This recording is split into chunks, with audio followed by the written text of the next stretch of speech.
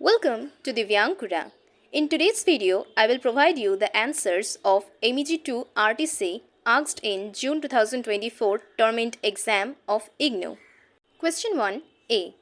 Galatea never does quite like Pygmalion. His relation to her is too godlike to be altogether agreeable. Marks 5. Answer. First point, reference. This is the concluding line of the drama Pygmalion written by George Bernard Shaw, published in 1912. Next point, context. In the sequel of Pygmalion, George Bernard Shaw wrote this as a concluding line of the play.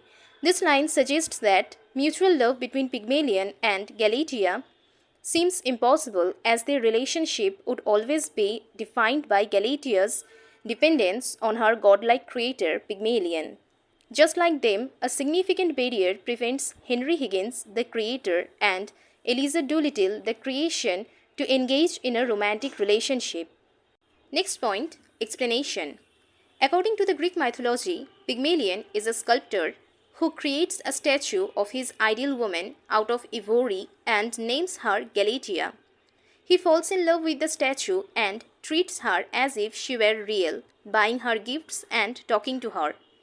Aphrodite, the goddess of love, beauty, and fertility, grants his wish and brings Galatea to life.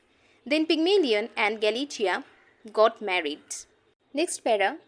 In Shaw's Pygmalion, Higgins creates Eliza in a way by giving her tiresome training to improve her speech that makes her status that of a duchess. In the end of the play, Shaw tells us that Eliza dislikes Higgins. The love between Higgins and Eliza is impossible, as Higgins does not care about Eliza's feeling and obsessed with phonetics only, and Eliza will never incline to anyone, be it her own creator, who gave her the speech that enabled her to mingle in upper-class society. Next point, critical comment. This line proves Shaw's wit. Just like his other plays, Shaw never intended to end this play on a fairy tale note, hallmark of his writing style. Question 1b.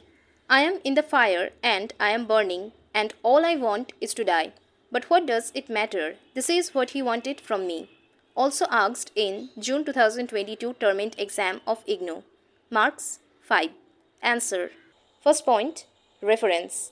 These lines are uttered by Alison Porter during a conversation with Jimmy Porter in Act 3, Scene 2 of the play Look Back in Anger, 1956. Next point, context. Near the end of the play, while having a conversation with Jimmy, Alison says that she wants to die. When she leaves Jimmy and was in pain, she can only think of Jimmy and her lost child. Alison had miscarriage. After losing everything, Alison feels like she is in hell and is burning from the fire of it. She further tells that it does not matter because it is the exact thing Jimmy wanted from her. Next point, explanation. In this climactic passage, Alison finally shows some of the emotion that Jimmy has been craving throughout the play. For the most part, Alison has been shy and closeted, but she shocks everyone with a sudden terrifying emotional outburst, including Jimmy. Giving an account of her tragic miscarriage and the consequent self-fearing, Alison breaks down and weeps. She now finds the despair and the anger to scream out at the universe, just as Jimmy does. Next point, critical comment. To extract only useful lines, 3 dots are used in the mentioned quotation, which is known as ellipsis, a literary device. Question 1c. With a bare fracas of your medicine, still you increase your friends. Also asked in December 2022 Term-End Exam of IGNOU. Marks 5. Answer. First point, reference. The mentioned lines are uttered by Subtle addressing the Anabaptist tribulation wholesome in Act 3, Scene 2 of the play The Alchemist, performed in 1610 and published in 1612 by Ben Jonson. Next point, context. Subtle is describing the advantages the Anabaptists will receive from the philosopher's stone, which he would soon be placing in their hands. He is boasting that the philosopher's stone can cure all kinds of diseases that will further increase the number of friends tribulation have. Next point, explanation. The Anabaptists, Tribulation and Ananias, came to collect the philosopher's stone promised by Subtle. Tribulation offers to pay the extra money demanded by Subtle in order to complete the process. Tribulation also agrees to buy the goods which belong to some orphans and which have to be disposed of, says Subtle, in order that the proceeds may be spent on the welfare of those orphans. Next para, Subtle then dwells upon the advantages that the Anabaptists would accrue when they acquired the philosopher's stone. Subtle tells them that by making use of the medicinal properties of the philosopher's stone, they would be able to make many friends.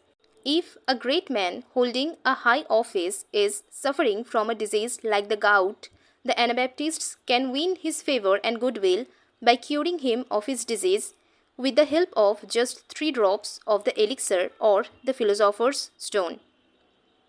If another great man is suffering from palsy or dropsy, they can cure him by giving him oil produced through the philosopher's stone.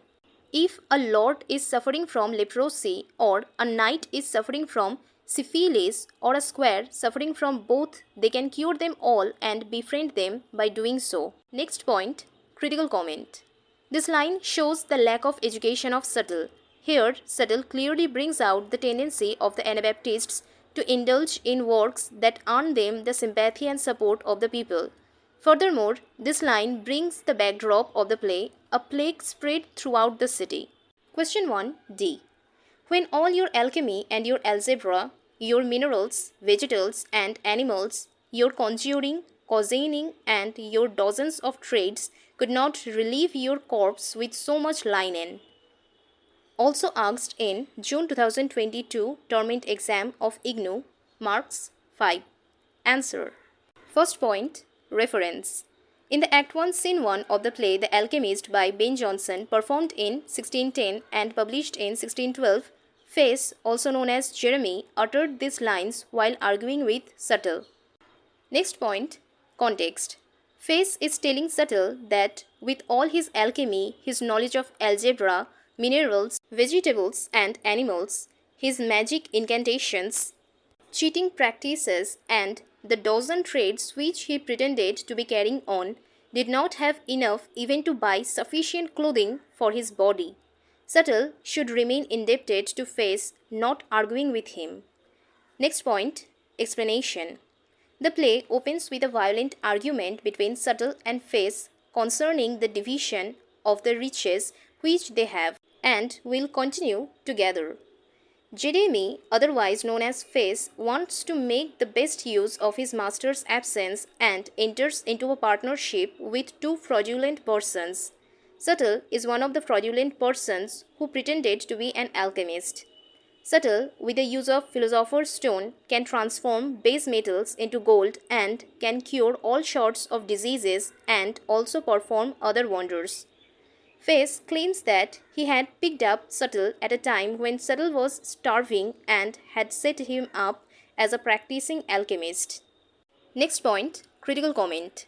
This quarrel reveals Face's capacity for verbal attack and sarcasm equal to that of Subtle. In fact, the 2 men are well matched in this respect. Question 1E. Have you no modesty, no maiden shame, no touch of bashfulness? What will you tear, impatient answer from my gentle tongue? Marks 5. Answer. First point, reference. Helena spoke these mentioned lines to Hermia in Act 3, Scene 2 of the play A Midsummer Night's Dream, written by William Shakespeare in about 1595 or 1596. Next point, context. Hermia claims that Helena steals her lover Lysander and started badmouthing Helena. This infuriates Helena and a quarrel breaks out. In response to Hermia's verbal attack, Helena questioned her modesty. Helena also tells her that Hermia lacks maiden shame and touch of bashfulness. She asks why Hermia wants to force rude answers from Helena's gentle tongue by talking in foolish manner. Next point, explanation.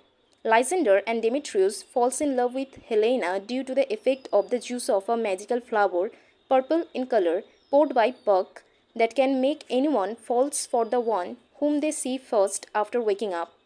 Puck mistakenly pours the magic juice into Lysander's eyes. After waking up, Lysander sees Helena and falls in love with her. As a result, Hermia feels disheartened. A quarrel between Hermia and Helena breaks out. Last point, critical comment. This argument between Hermia and Helena is symbolic of the intangible ideals and standards which were set for women to prove their worth, especially where their beauty was concerned. I hope you liked this video. If you like my content, please do subscribe my channel, Divyankura, the Knowledge Bureau. Thanks for watching. Stay tuned for further updates.